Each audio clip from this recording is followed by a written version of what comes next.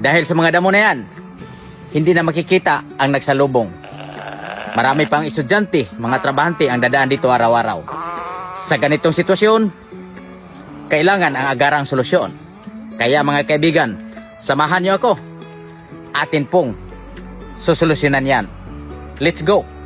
Hello po, pwede po bang huwag muna ninyo akong lagpasan?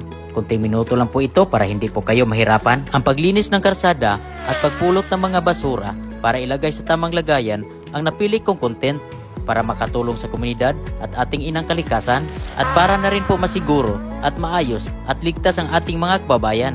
Kung nagustuhan ninyo ang video kong ito, pwede ko bang hingin ang inyong suporta? Ang iyong pag-share at pag-follow sa Facebook page ko, malaking tulong na po yan para makagawa pa ako ng maraming video na tulad nito. Salamat po, pag-ibig! Okay na po mga kaibigan. Magkikita-kita na po yung mga motorsiklo magsasalubong. Hindi po natin makukuha dyan sa may ubos kasi malalim yan. Hindi natin maabot. Pero okay na yan. Makikita na. Safety na. Salamat po. Ang gusto ko, safety ka. Thank you.